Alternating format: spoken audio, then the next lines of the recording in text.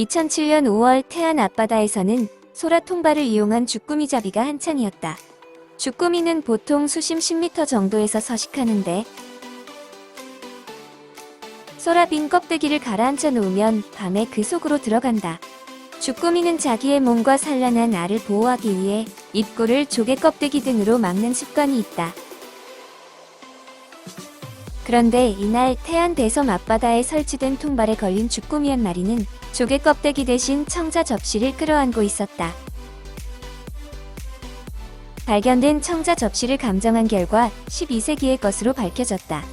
국립해양문화재연구소는 긴급 탐사에 들어갔다. 바닷속으로 들어가자 수많은 청자가 있는 것이 확인되었다. 발굴팀은 즉시 발굴 준비를 위한 가로 세로 1m 간격의 그리드 설치에 착수했다. 이는 해저 유물의 적재 상황 및 출토 상황을 보다 정확하게 기록하기 위해서다. 바닷속에 있던 청자 대부분은 선적 당시의 상태를 고스란히 간직하고 있었다. 이는 20에서 30개 단위의 청자 묶음 사이사이에 완충제 역할을 하는 짚을 넣어 파손을 방지하면서 주변에 나무 막대를 대고 새끼줄로 단단히 묶어 포장한 덕분이었다. 당시 태안 앞바다에서는 이와 같은 청자의 적재 방법이 완벽하게 보존되어 있었다. 태안 대섬 앞바다에서 발굴된 청자 대부분은 완벽한 형태를 유지하고 있었다. 인양된 유물은 모두 25,051점으로 대부분은 접시와 대접 등 생활 자기들이다. 그런데 기존에 발굴된 완도선이나 12동 파도선의 유물과는 달리 태안에서는 고급 청자가 다수 발굴되었다. 참외 모양 주전자는 발굴품 중 최상급으로 평가받을 정도의 뛰어난 빛깔과 문양을 지니고 있다. 사자의 몸을 통해 입으로 연기가 나오게 되어 있는 향로에는 사자의 수염과 이빨이 정교하게 새겨져 있다. 고려시대 사람들의 해학과 미의식을 엿볼 수 있는 사자 모양 향로는 한 번도 발견된 적이 없는 형태다. 두꺼비의 피부가 잘 표현된 두꺼비 모양 벼루도 처음 발견된 것이다. 청자로 제작된 벼루가 발굴된 적은 있지만 검은색의 철화문을 섞어 표현한 청자 벼루는 매우 드물다.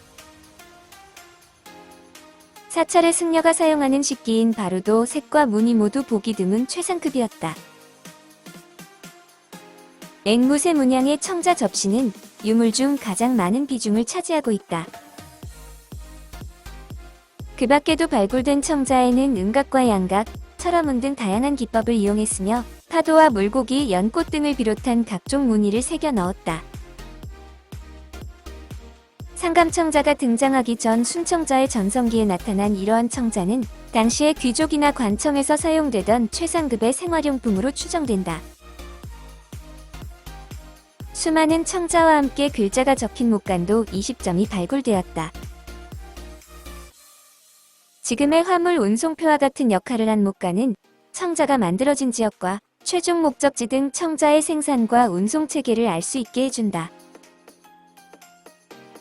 목간에는 탐진 역재경 대정인수료 부사기 80이라 쓰여 있는 것이 있는데 이는 탐진에서 서울에 있는 대정인수에게 사기 80개를 보낸다는 뜻이다. 이를 통해 청자를 실은 배는 탐진, 즉 전남 강진에서 배경으로 향하던 중 태안 앞바다에서 침몰한 것으로 확인되었다. 고려시대 손꼽히는 청자 생산지였던 강진에는 수많은 도자기 가마가 조성되어 있었다. 국가에 공납하는 도자기, 즉 왕실이나 관청에서 쓰이던 최상급 청자를 만들어내는 것이 강진의 역할이었다. 당시 강진에는 200개 정도의 가마가 있었다. 고급 청자의 특징인 비색을 얻기 위해서는 청자를 하나하나 갓발에 넣고 구워야 한다. 갓발은 가마 속에서 청자를 보호하기도 하지만 공기를 막아 아름다운 푸른 빛이 띄게 해준다. 유물 발굴팀은 해저에서 철제 산발이 솥 하나를 발견했다. 철제 솥 부근에는 또 다른 선상 생활용품인 도기 항아리도 있었다. 항아리는 갯벌로 가득 채워져 있었는데 분석 결과 다량의 생선 가시가 발견되었다. 반찬으로 먹던 생선 젓갈을 담아두었던 것으로 추정된다. 불을 지펴 밥을 짓기 위해 사용된 돌판에는 그 으름의 흔적이 남아있다. 해저 유물과 함께 인골이 발견되었다. 배가 침몰하면서 화물에 짓눌려 빠져나오지 못한 선원의 인골이었다. 인골은 좌우 견갑골, 오른쪽 상완골, 좌우 척골, 경추에서 흉추로 이어지는 척추뼈로 구성되어 있으며 30대 남성으로 추정된다. 발굴 작업이 중반으로 접어들 무렵 유물선의 선체가 나타났다. 바닥이 평평한 평저형 한선이었다. 조수간만의 차이가 심한 서해 연근해를 다니기에는 평저형 선박이 유리하다. 2009년 태안선을 복원 제작하였는데 길이는 19m, 너비는 5.8m다. 태안선 선체 조각에 대한 방사성 탄소 연대 측정 결과 태안선은 인종 4년에서 의종 4년 사이에 벌채된 나무로 제작되었다는 것을 알아낼 수 있었다. 한편 목간에서 신해라는 글자가 판독되었는데 연대 측정 결과를 고려하면 태안선이 난파된 시점은 신해년인 인종 9년이 된다.